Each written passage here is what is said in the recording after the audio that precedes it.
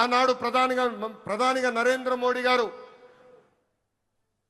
ముఖ్యమంత్రిగా చంద్రబాబు నాయుడు గారు ఇద్దరు కలిసికట్టుగా పోరాడి విశాఖ ఉక్కుని ఒక్కసారి కాపాడారు. దాని ముందల వాజ్పేయి గారు ప్రధానమంత్రిగా ఉన్నప్పుడు, చంద్రబాబు నాయుడు గారు ముఖ్యమంత్రిగా ఉన్నప్పుడే మళ్ళీ విశాఖ ఉక్కుని మనం కాపాడుకుంటాం జరిగింది. మన విశాఖ ఉక్కులో ఒక యాక్సిడెంట్ జరిగింది. 9 మంది కార్మికులు చనిపోయారు. యాక్సిడెంట్ జరిగిన 3 గంటల్లో హోంమంత్రి గారు అక్కడికి వెళ్ళారు. 6 గంటల్లో కేంద్ర ఉక్కు శాఖ మార్చులు వచ్చారు. 12 గంటల లోపల ఏకంగా గౌరవ ఉప ముఖ్యమంత్రి గారు, నేను కూడా వెళ్తాం జరిగింది. అక్కడ కార్మికులు కలిసాం, చనిపోయిన కుటుంబాలని పరామర్శించాం. వాళ్ళకి ఒకటే హామీ ఇచ్చాం, కేవలం డబ్బులు ఇచ్చి చేతులు దులుపుకునేదానికి రాలేదు, శాశ్వతంగా మీ కుటుంబానికి అండగా నిలబడడానికి మేము వచ్చామని చెప్పాం. ఫుల్ టైం ఎంప్లాయీస్కి ఇప్పుడు ఏకంగా 2 కోట్ల రూపాయలు ఆ కుటుంబాలకి ఆదుకుంటాం జరిగింది. కాంట్రాక్ట్ ఉద్యోగస్తులు ఎవరైతే చనిపోయారో ఆ కుటుంబానికి 1 కోటి రూపాయలు ఇచ్చి ఈరోజు ఎన్డీఏ ప్రభుత్వం ఆదుకుంటుంది. ఇన్ని చేస్తున్నా అక్కడికి వెళ్ళి మా పైన ఆరోపణలు చేసి ఇచ్చే 2 కోట్లు వద్దు, 1 కోటి రూపాయలే ఇవ్వండి అని చెప్పే పరిస్థితికి వచ్చాడు పులివెందల శాసన సభ్యుడు. ఇది ప్రజలందరూ గుర్తుపెట్టుకోవాలని ఈ సభాముఖంగా కోరుతున్నా. ప్రపంచంలో మనం ఎక్కడికి వెళ్ళినా భారతదేశ వైపు అందరు చూస్తున్నారంటే దానికి కారణం మన నమో గౌరవ ప్రధానమంత్రి శ్రీ నరేంద్ర మోడీ గారు. మొన్నే రష్యాకి వెళ్ళా, వాళ్ళందరూ ఆశ్చర్యపోయారు. ఇంత సమర్థవంతమైన నాయకత్వం భారతదేశానికి ఎలా వచ్చింది, పొలిటికల్ స్టెబిలిటీ భారతదేశానికి ఎలా వచ్చిందంటే కేవలం ఒక్క వ్యక్తి, అది మన నమో వల్లనే వచ్చిందని వాళ్ళు చెప్తాం జరిగింది. ఇతర రాష్ట్రాల్లో నమో అంటే నరేంద్ర మోడీ గారు, కానీ ఆంధ్ర రాష్ట్రంలో నమో అంటే నాయుడుజీ మోడీజీ గారి అద్భుతమైన జోడి. ఇతర రాష్ట్రాల్లో డబుల్ ఇంజన్ సర్కారు ఉంటే కేవలం ఆంధ్ర రాష్ట్రంలోనే డబుల్ ఇంజన్ బుల్లెట్ ట్రైన్ సర్కారు ఉంది. ఈరోజు ఈ డబుల్ ఇంజన్ బుల్లెట్ ట్రైన్ సర్కారు వల్లనే మనం విశాఖ ఉక్కుని కాపాడుకున్నాం. అమరావతి పోలవరానికి కావాల్సిన నిధులు తీసుకొచ్చాం. ఎప్పుడో రావాల్సిన ఏకంగా విశాఖ రైల్వే జోన్ కూడా మనం తీసుకొస్తాం జరిగింది. ఇంతేకాదు ఫైటర్ జెట్ ఆమ్కా ప్రాజెక్ట్ ని తీసుకొచ్చాం. త్వరలో కర్నూలులో కూడా హైకోర్టు బెంచ్ ఏర్పాటు చేసే బాధ్యత ఈ డబుల్ ఇంజిన్ బుల్లెట్ ట్రైన్ సర్కారు తీసుకుంటుందని ఈ సభాముఖంగా ప్రజలందరికీ తెలియజేస్తున్నాం.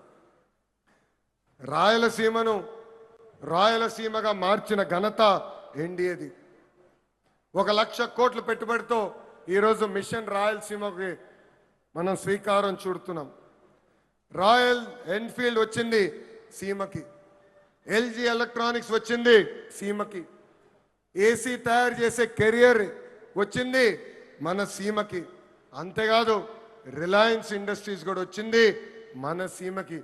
That is the commitment of NDA government for Rayalaseema అని ఈ సభాముఖంగా తెలియజేస్తున్నాం.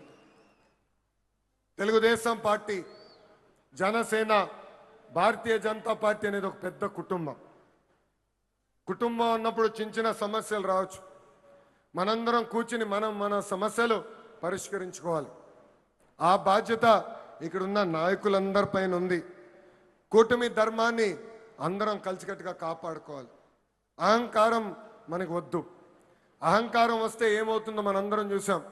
151 స్థానాలు 11 అయినాయి. ఇది మనందరం గుర్తుపెట్టుకొని ప్రజల్లోకి వెళ్దాం, ప్రజల్లో చైతన్యం తీసుకొద్దాం, ప్రజలకి అండగా నిలబడదామని ఈ సభాముఖం మిమ్మల్ని అందరినీ కోరుతున్నా. ప్రజాప్రభుత్వం కొనసాగింపు అనేది చాలా చాలా అవసరం. మనం చూసాం, ఒక గుజరాత్, ఒక ఒరిస్సాలో వరుసగా ఒకే ప్రభుత్వ అధికారంలోకి వచ్చగల ఎంత అభివృద్ధి చెందినాయో. పెద్ద ఎత్తున పెట్టుబడులు వచ్చినాయి, పెద్ద ఎత్తున రోడ్లు వేసుకున్నారు, కరెంట్ ఛార్జీలు తగ్గించుకున్నారు, ముందరికెళ్ళారు.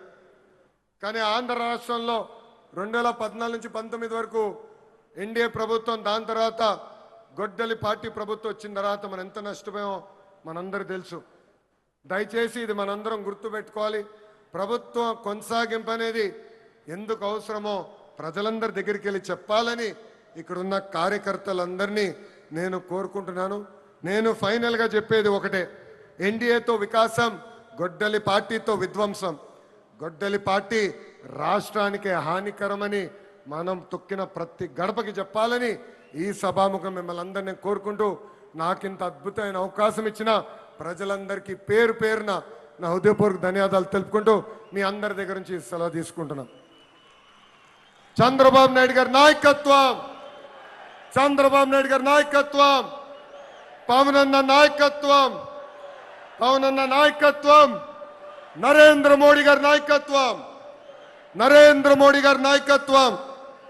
జోహార్ అన్న ఎన్టీఆర్, జోహార్ అన్న ఎన్టీఆర్. జై తెలుగుదేశం, జై తెలుగుదేశం, జై హింద్. అందరికీ నమస్కారం. యువత కళలను లక్ష్యాలుగా, లక్ష్యాలను విజయాలుగా, విజయాలను చరిత్రగా మలుస్తున్నటువంటి యువ నాయకులు రాష్ట్ర ఐటీ శాఖ మాజీలు నారా లోకేష్ గారికి హృదయపూర్వక ధన్యవాదాలు.